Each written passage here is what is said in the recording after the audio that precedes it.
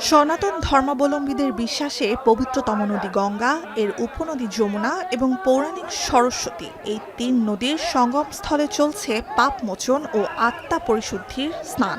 হিন্দু ধর্মের চূড়ান্ত উদ্দেশ্য জন্ম ও মৃত্যুর চক্র থেকে আত্মার মুক্তিও এই স্নানের অন্যতম লক্ষ্য।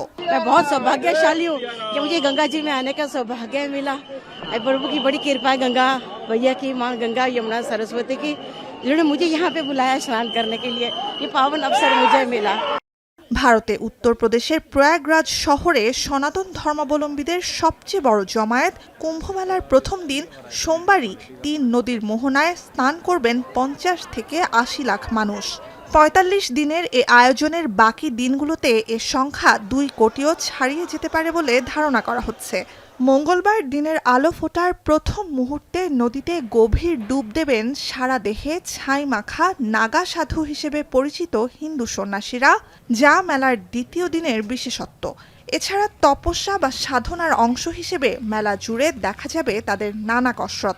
हम महाकाल बाबा हैं? अगर साधु बने तो तलवार की धार न चल पाए तो फिर साधु है क्या है? सही में तो हम तलवार की धार चलते हैं। सब दिक्कतें होती हैं, फूल जाते हैं, पैर सूजन आ जाती है, कभी कुछ होता है, कभी दर्द होती है, सब परेशानियों को झेलते हुए करना पड़ता है। तो फिर सोते कैसे हैं? वैसे ही खड़े खड़े ही। और स्नान वगैरह? सब कुछ नित्य कर्म जो भी है हमारा, सब कुछ खड़े खड़े 24 घंटे। প্রতি 12 বছরে একবার অনুষ্ঠিত কুম্ভ মেলার 6 সপ্তাহব্যাপী মহা আয়োজনে এবছর যোগ দেবেন লক্ষাধিক হিন্দু সন্ন্যাসী সহ দেশ বিদেশের 4 কোটির বেশি মানুষ। এত বড় সমাবেশ যে সুদূর মহাকাশ থেকেও দেখা সম্ভব আধ্যাত্মিক এ মিলন মেলা। শুধু হিন্দু ধর্মের অনুসারীদেরই নয়, সারা বিশ্বের সবচেয়ে বড় ধর্মীয় আয়োজন এটি। It's very amazing because it's very unique to us and me also, because I'm never seen in that type of arrangement in my life, and I just tell to youngster to come and see. 1.5 মাস ধরে উৎসবে আসতে থাকা অতিথিদের সর্বোচ্চ আতিথেয়তা নিশ্চিতে সময়ের সঙ্গে পাল্লা দিয়ে কাজ করছে প্রশাসন। পুণ্যার্থী আর পর্যটকদের জায়গা দিতে নদীর তীরে 4000 হেক্টরের বেশি এলাকা জুড়ে বসানো হয়েছে তাঁবু। মেলা শুরু হয়ে গেলেও সাধুসন্ত ও তীর্থযাত্রীদের অনেক তাঁবুতে এখনো হয়নি পানি ও বিদ্যুতের ব্যবস্থা।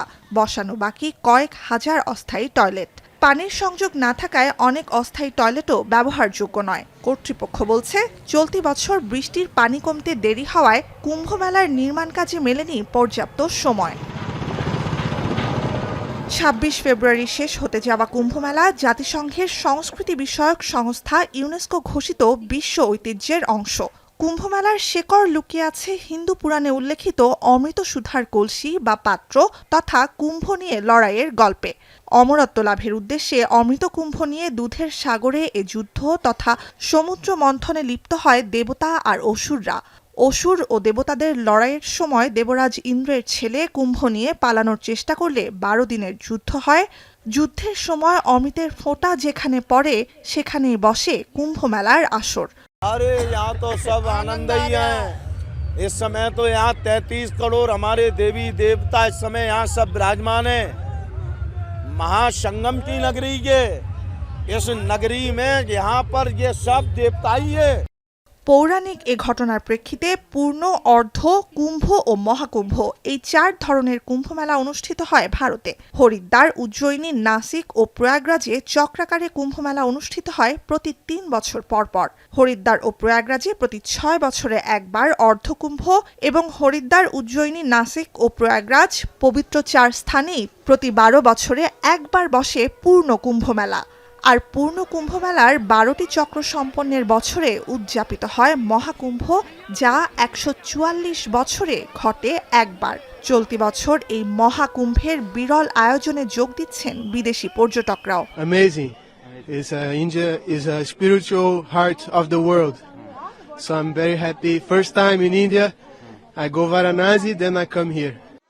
মহাকুম্ভে যোগ দিতে ভারতে পৌঁছেছেন মানব হিতৈষী খ্যাত এবং অ্যাপলের সহ প্রতিষ্ঠাতা প্রয়াত স্টিভ জবসের স্ত্রী লরেন পাওয়েল জবস সহ আন্তর্জাতিক খ্যাতিসম্পন্ন অনেক জনদরদী ব্যক্তিত্ব। নুজহাত কামাল, এখন বিশ্ব।